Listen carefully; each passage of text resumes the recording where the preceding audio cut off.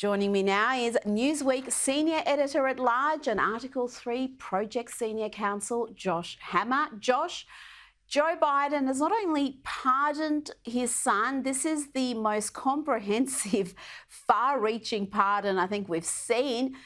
Joe Biden signed a full and unconditional pardon for Hunter, covering all offences against the United States, which he has committed or may have committed or taken part in during the period from January 1, 2014 through to December 1, 2024, including but not limited to all offences charged or prosecuted. The scope of this pardon is enormous, Josh. Rita, the scope is so enormous and indeed is so unprecedented, truly unprecedented. I've actually spent a lot of time trying to think over these past 36 hours or so as to whether or not there is anything remotely resembling a clear precedent for a pardon this sweeping. And honestly, I come up blank. I mean, this is the kind of language that you put into a pardon that I think back to my time in law school here in the United States. I mean, if I were a constitutional law professor, I would literally put a pardon like this on a first-year law student exam to try to question the students as to whether something like this is even permissible, as to whether it's even constitutional in the first place. The short answer is that it is, unfortunately, because the pardon power is truly plenary. But the point is that there's no precedent for this. I mean, this has not happened to my knowledge anytime in recent history or in history at all, let alone to actually do so to one's son, to one's literal next of kin. I'm somewhat flabbergasted, Reed. I really don't necessarily have words for this.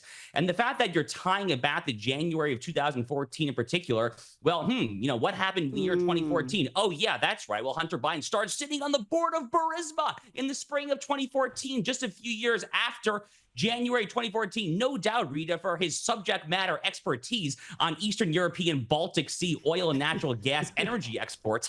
I jest, of course. He has no expertise in this whatsoever. But I mean, Joe Biden says that this was an example of a politicized prosecution. I actually agree with him, but for the exact opposite reason. The special counsel, David Weiss, deliberately slow-walked this case. He did not look into FARA, the Foreign Agents Registration Act. He deliberately let the 5-year statute of limitations toll on that particular statute there. And by the way, he tried to submit a plea deal in the summer of 2023 that was such a sweetheart deal that the federal judge, Mary Ellen Noriega, rejected as just being too favorable to the criminal defendant. As a former federal law clerk, I can tell you, not something that happens every day in court. This whole thing just stinks from top to bottom. The fish rots from the head. The silver lining, here's the silver lining. I'll end on a positive note. The silver lining here is that when Donald Trump comes into power in January 2025, any morsel of credibility that the left had when they complained about Donald Trump's purported abuses of the justice system, it's over. They have no credibility whatsoever. You and I both know they had no credibility with the Jack Smith lawfare to begin with here. But this is the final nail in the coffin.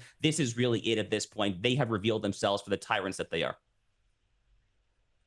Well, I'm not even a little bit shocked by any of this. I'm a little bit shocked by the scope of the pardon, because that is just astonishing, as you've just explained. But let's not forget, Donald Trump was impeached for wanting to investigate what actually happened with Ukraine and Hunter Biden and Burisma, just for wanting to have a look at things that are now beyond the justice system, where Hunter Biden has just got this get out of jail free card. And I do wonder whether that get out of jail free card, Josh, is really for Joe Biden himself and other members of the family, because at the end of the day, Joe Biden was the product. This entire pay for access scheme they were running, Joe was at the center of it. Without him, there would be no money coming in. Yeah, I think you've nailed it. This pardon is only partially for Hunter Biden. It really is a pardon for the entire Biden family in general. Look, there have been many on the right side of the American political aisle, myself included, who have been calling for the Biden DOJ, or excuse me, for the Trump DOJ, that is, to reopen a new special counsel probe into Hunter Biden come day one, to look back into possible violations of the Foreign Agents Registration Act and various other overseas foreign dealings. Now, with this pardon in place here, assuming that it is upheld in court, which again, I believe it will be for better or for worse, But with this pardon in place, you can't do that. And that ultimately is what Joe Biden is trying to do here. I think he's basically taking an action, Rita, to try to make a play for the presidential historians who will write books about his presidency 15, 20, 30 years now. And what he's trying to do is he's trying to preclude his own name and his brother's name, Jim Biden, and I guess Hunter's name, from being revealed in a subsequent deposition or a judicial hearing or a House Republican subpoena investigation. He's trying to obviate all of that with the sweeping nature of this pardon. Little does he know, though, that in doing such a corrupt, a venal, a grossly self-serving, hypocritical thing after months and months of just lying, just not even gaslighting, just straight up lying to the American people over and over and over again, little does he know that he actually has sealed his fate with the presidential historians here in the U.S. That fate, though, is not what he hopes it will be. I do wonder, Josh, whether he's going to be cute now and try to pardon Donald Trump and his ridiculous convictions, the trumped-up charges we saw in New York, which are ultimately going to be reversed on appeal. But do you think he will do something like that? He'll pull something like that in the final weeks? I can see it happening. I mean, but, they've tried this trick before, Rita. I mean, they did this when they indicted Bob Menendez, the very corrupt senator from New Jersey, the Democrat, who was taking Egyptian literal bars of gold were found in his closet there. They did a similar thing when they indicted Eric Adams, the mayor of New York City there, who apparently was taking some sum of money from the country of Turkey. He was flying Turkish Airlines there. So they're actually very good at this. They're very good at basically dangling out these cheap objects and hoping to obfuscate and to bamboozle the right here in America, trying to convince you that, oh, everything's above board. You see, we're prosecuting both sides, or hey, we're letting both sides off the hook. They're very good at that. They've tried this tactic before. But at this point, Rita, I think the onus is on us on the right, those of us who are conservatives, constitutionals, pro-America patriots, to see this for what it is, which is an unprecedented act of self-serving venality in American history. Now, Trump has announced his pick for the head of the Drug Enforcement Administration as a Hillsborough County Sheriff, Chad Chronister. This man's record is very different to that of, say, Kash Patel, his pick for FBI Director, a pick that his voters were absolutely thrilled about. This pick, Chronister, is, well, he's infamous for the relatively soft approach he took to the 2020 BLM riots. He's been, though, tough on imposing COVID curfews and even arresting a church pastor for holding services. Josh, explain this selection to me. Is this Donald Trump's first mistake since winning the election? Rita, let me first say that not who I would pick to lead the DEA. I mean, let me just put my cards on the table there. Not who I would pick, not who I would advise Donald Trump to pick. I say this, by the way, as someone who takes the DEA's task very seriously. My cousin, may his memory be a blessing, overdosed and died 7 years ago now from fentanyl-laced cocaine, no doubt trafficked across the U.S.-Mexico border. So I take the drug issue here in the United States very seriously. So again, not the man that I would have recommended to Donald Trump and his team to pick if I had my word and my druthers. But I think that Donald Trump is entitled to a very large degree of deference when it comes to people like this who will comprise not just his cabinet, but the DEA is actually then a sub-cabinet, second-tier official. The DEA technically sits below the Department of Justice. The DEA chief is basically subservient to the Attorney General of the United States. And from what I understand, this pick basically came from Pam Bondi, who is Donald Trump's pick for Attorney General. Pam Bondi and Chad Chronister are both they're both Floridians. They're both here in Florida, where I live there. I think soon-to-be Attorney General Bondi is very close with this sheriff in Hillsborough County there. So she's probably entitled to her DEA chief of choice. Again, not who I would necessarily pick there, but it is worth noting that Hillsborough County, where Chronister is sheriff, is a purple to light blue county. So if he's trying to get reelected as sheriff, he probably can't run a very, very hard right jurisdiction there. He has been very tough on pro-Hamas protests. He's taken a stronger stance on illegal immigration in general there. So there are definitely some things, I think, to look very fondly at. But again, having said that, wouldn't necessarily be my first choice, but I'm okay with the pick if that's who Pam Bondi wants. Talking about Hamas and being tough on terrorists, Donald Trump has today issued a stark warning to the terrorists holding hostages. I'm going to read from this part of the post that he shared on Truth. He said, "Please let this truth serve to represent that if the hostages are not released prior to January 2025, the date that I proudly assume office as President of the United States, there will be all hell to pay in the Middle East, and for those in charge who have perpetrated these atrocities against humanity, those responsible will be hit harder than anybody has been hit in the long and storied history of the United States of America. Release the hostages now, in capitals, Josh. We haven't seen this sort of strength or clarity from the Biden administration, certainly. This is pure Trump. This is Trump's peace through strength strategy. Look, I mean, it's an amazing statement. I mean, it's truly an amazing statement.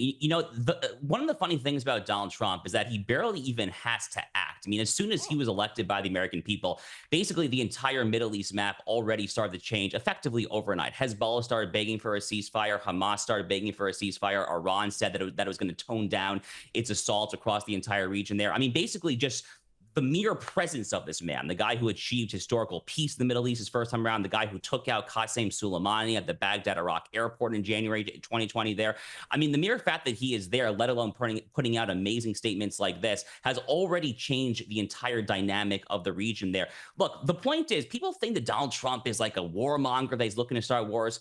The Middle East was the quietest it has been in decades during his presidency because, again, our enemies here in America know not to mess with us when Donald Trump is in office. The one thing I will say is that if you're going to talk like this, as Donald Trump has done in Truth Social, you better be prepared to back it up with action. Having said that, though, I think Donald Trump is very clearly willing to do that, as he's demonstrated before there. So our enemies are now on standby. They are watching this with very close eyes there, and that is a very good thing, I say. I remember when he was, I think it was the fourth or fifth presidential candidate who said he was going to move the embassy. He was going to move the American embassy and he was going to acknowledge Israel's capital. And there was a promise that was made previously, Josh. I think Clinton made it, Obama made it, Bush made it. None of them followed through. They were all too terrified. Donald Trump followed through despite the hyperbole and the hysteria that we got from the media and experts telling us it was going to lead to bloodshed and relations were going to sour. And what happened? Nothing really happened. They dealt with it because he followed through with a pledge.